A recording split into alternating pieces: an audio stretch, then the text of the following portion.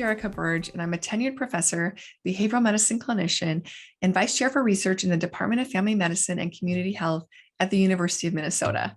I'm also a 2021-2022 Leads Fellow, and I'm happy to present my project entitled Expanding a Practice-Based Research Network in Primary Care to Promote Harmonization Across Research, Education, and Clinical Care. My department has a goal of harmonization across our three missions of clinic, education, and research. And what this really means to us is that each of these missions mutually inform and benefit each other, and no one mission is left behind when we create new initiatives.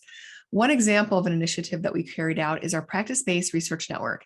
We created a PBRN across our 6 family medicine residency clinics, and that research that we carry out and scholarship and quality improvement directly informs the evidence base that informs our clinical practice, as well as the teaching that we engage in with our residents and other learners. We also have a research services hub that myself and my administrative research director, Dyad, oversee.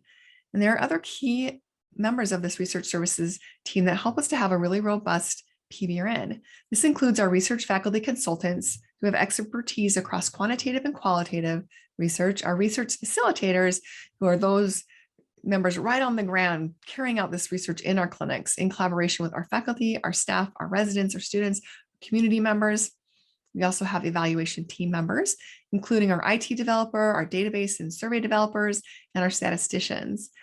We have other resources such as pre-awards and communications and grant and copy editing that allow us to get funding for our research, both small internal grants and larger NIH funding, as well as being able to publish and disseminate our findings. Now, with this context in mind, I applied for the Leads Fellowship and knew that I would be picking a project. And for me, it was a natural fit to take what we had already done in this pilot and expand it out to a larger project that would benefit our larger primary care service line.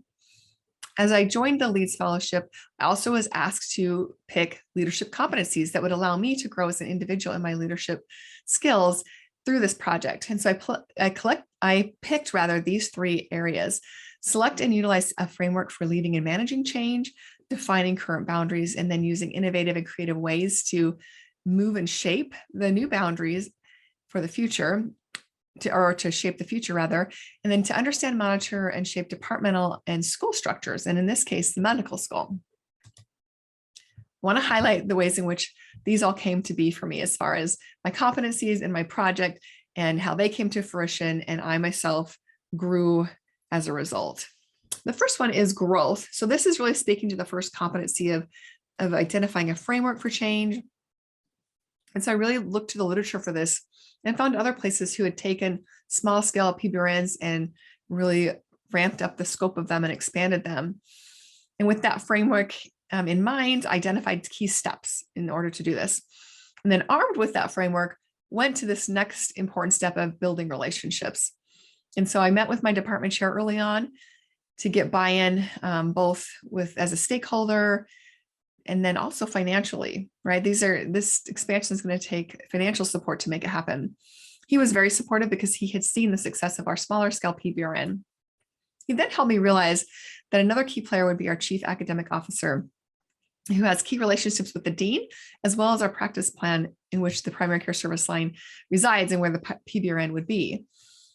So had numerous meetings in which we learned about his key projects that he cared about, as well as helping him to understand how powerful having a PBRN would be to the larger medical school.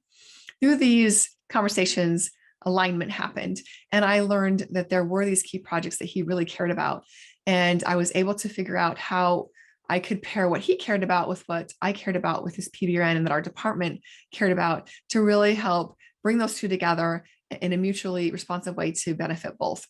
And so he did, in fact, become a key stakeholder and financial provider for this expansion, which led to our pilot. And we have now successfully rolled that out into our different footprints in our primary care service line and are piloting these practices and our ways in which we can build our PBRN out. The other thing we did is we strategically built this expansion into what we call our strategy deployment processes and made it part of the work and the goals that we set so that others were also invested in our success. And that really led to the ability to really manage change at the broader, bigger level and to make sure that it will continue to be sustainable. So with that, I'll thank you for listening to my presentation and really appreciated the opportunity to be a Leeds Fellow.